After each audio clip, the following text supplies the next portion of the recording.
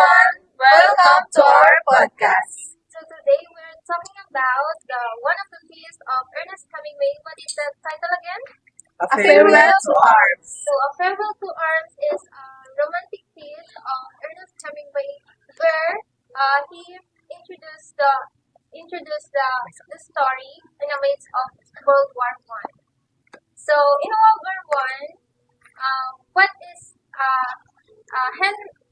Henry is the protagonist of the story, and then he met in a hospital. He met Catherine Barkley. So Catherine Barkley has a fiance which is a soldier also, but they are the soldier, but the soldier did not make it. So the two fell in love in the midst of war, and the ending was not supposed to be happy.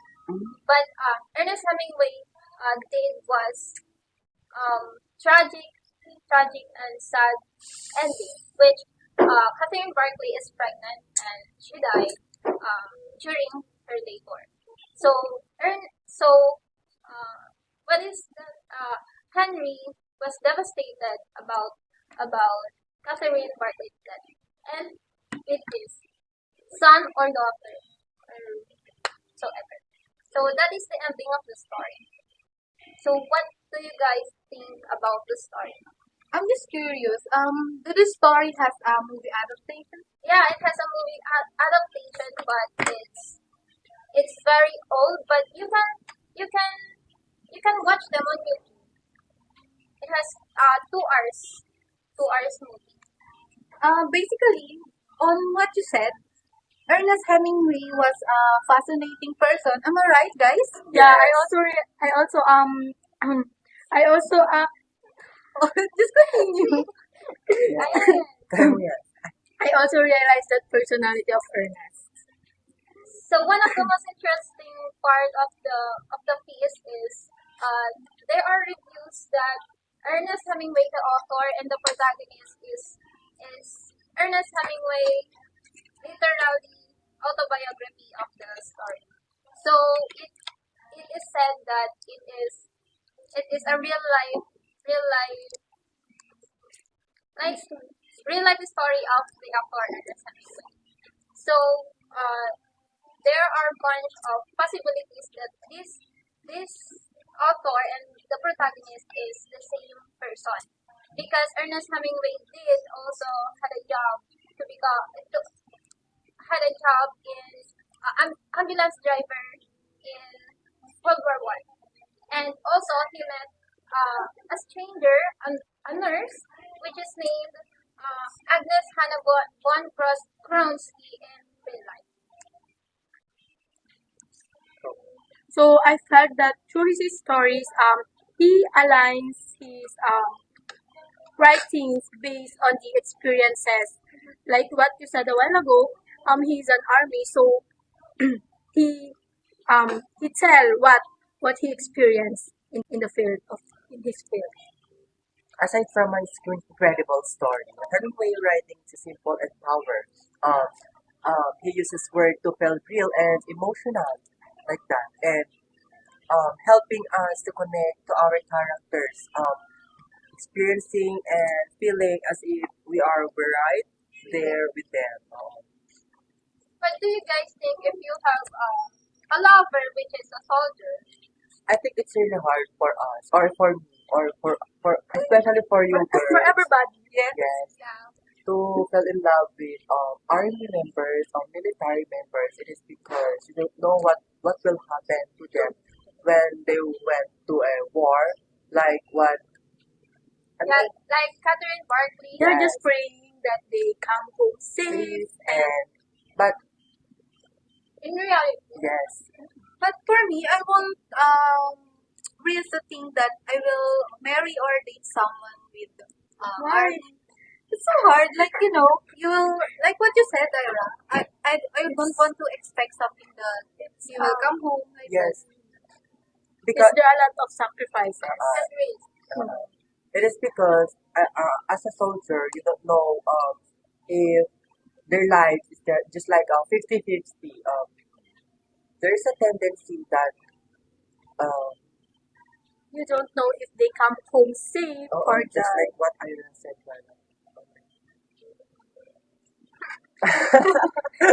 Ay, may mabisin ako So, compared to the history, okay, in World War One, and can you compare what is what is the attitude or the behavior in the history of having a having having an affair or falling in love in history and today? For me today, it's so devastating because we are so, every We time. use technology Yes. as to communicate to them. While before in World War III, we are just hoping that they are safe, they are ano We Or- don't have updates to them, di ba? Yes. The only thing is they writing in they're sending you a letter. oo. In the story, there's no letter, okay? They just read. Okay. No letter. Just prayer. Just prayer. And their trust to each other is so strong, right? While now, we have so many trust issues in our generations. Like, we can survive with that kind of situation. We cannot survive. Can survive. Overthinking, like that. You can get some update with your loved ones or with anyone that, like, some little text, but they can We provide. just need assurance. But in the story, you can see that love or distance cannot change what you feel with each other. Just, trust, like that. Trust is the foundation why they need strong. You, Bella, what can you say about the story?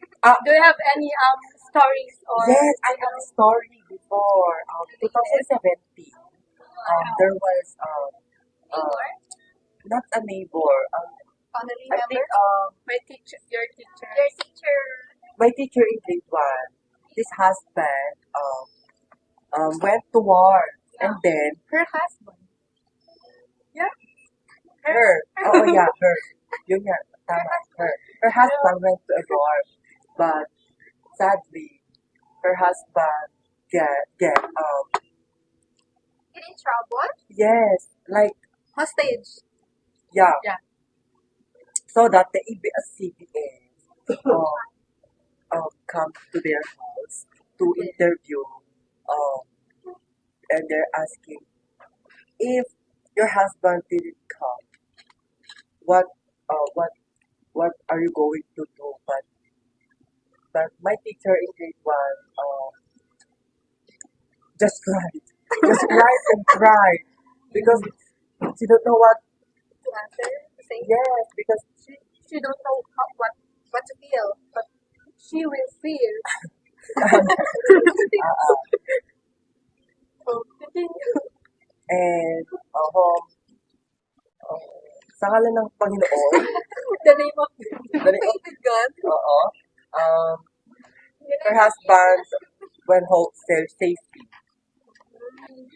Say if you're given a chance to date or marry an army, do you take it or not?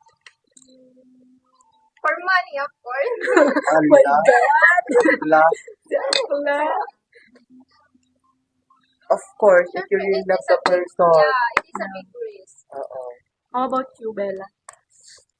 If you are in the situation of Catherine Bartlett. Catherine, Yes.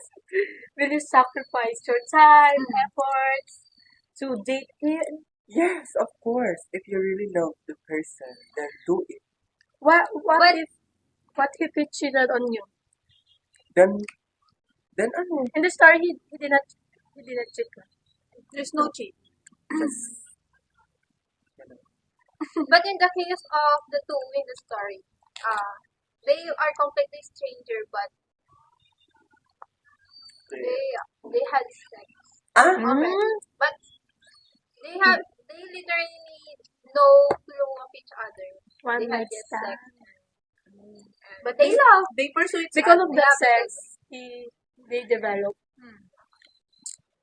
So sex is. Sex No. is life. No. So what do you think? Sex is the But do you, one of the do you consider it as love? the key of Maybe a lot. healthy relationship. If but some couple it's especially in our generation it starts in a sex. Kissing? No, first meet, first sex. It starts with that. But then they are strong. They are happy. So we don't know talaga if Why? maybe because Sport? though, maybe because of that something they do it develop something Intimate. common spark that iba kasi tayo ng love lang. So what do you guys think if sex is the reason why? One of the reasons why that They are strong. the relationship is strong. What do you guys think? Yes, for me, because if you are one a of the girl, reason. yes, if you are a girl, then you give your virginity to someone. Then you must pursue him. But you don't know the person you love. It's the situation or the time will let you Matagal. know each other. So for you guys, what do you think the lesson of that story? The Oh. love story of Ernest. Of course. As a girl. As a girl. Oh, You're not a girl. Yeah, girl ako. Bakit? Why? I think if you love the person, just let them be. Let them be free. Just, they do that is because they want to get their place, be free, and to save their people. You're talking about who's the guy in the story? Henry. Yeah. So how about you? For me, I'll go with who's the girl? Catherine. Catherine. I'll go with Catherine because despite he knows that Henry is an army, it takes time for them to reach each other, talk with each other. She accepted it like that, despite of what she didn't know what will happen next, but they pursued. For me, in a relationship, we cannot avoid the struggles, the triumphs, the errors, and the failures. So together, if it's true love, together you At the end will. of the day, In the end of the day, you will end up with each other. it's all about support each other. Miss Catherine supported Henry despite she don't know or she even don't know if Henry is loyal. Coming to home. Because Henry is the army. You know, army naman is very chickable. Yeah. Babaero. Yeah. In the story, he's a playboy, right? Playboy. Right? Oh, I told you. But he changed because of Catherine. When he met Catherine. That's love. Okay, that's the yes. It's the power of love. Okay, Let's end this, guys. Yes. So, the end of our podcast. Thank you for listening. and Bye-bye. bye.